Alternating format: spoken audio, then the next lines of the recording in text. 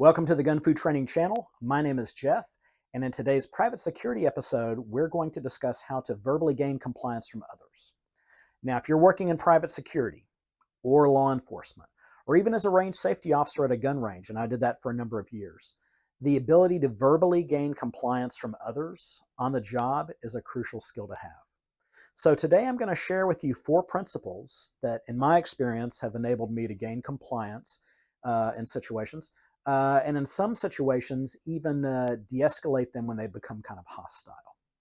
So principle number 1 is presence, and by that I refer to officer presence. Most people in a civilized society tend to give some respect and deference to someone that is wearing a uniform, has a badge, and has a gun, just because they see them as an authority figure.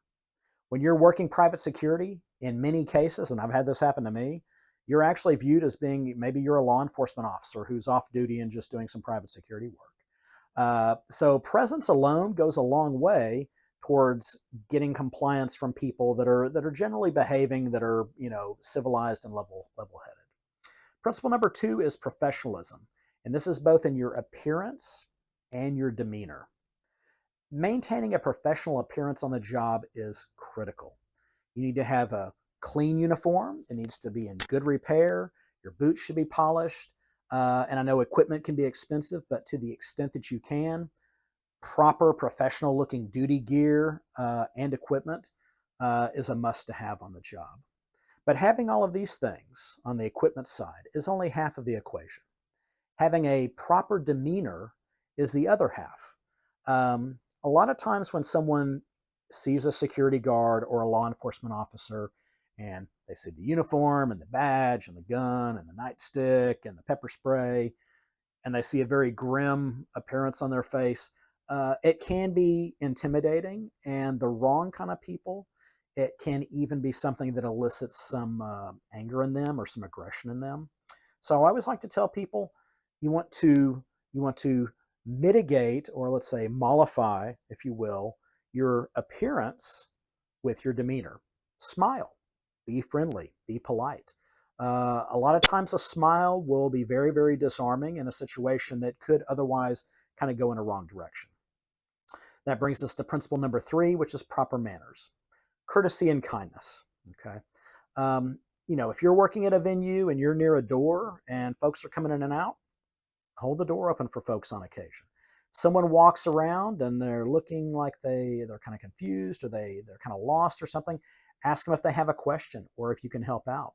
A lot of times if you're dealing with someone that is upset or angry, and I've seen this at a venue that I work at, a wedding venue, where for whatever reason someone comes out the door and for whatever reason that's going on, they're crying or they're upset or someone looks angry about something that's happened. A lot of times just a kind word, hey, everything going okay? Can I be of help to you? A lot of times it may, improve their mood. And if there's a situation where things may get aggressive, it can definitely deter the aggression. And that brings us to principle number 4, persistence. So the first shift I ever worked in private security, I was paired with another officer. And he said, the main thing I can tell you, Jeff, is on this job, people are going to push.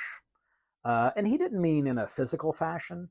He meant in a boundarial fashion. People are going to push boundaries.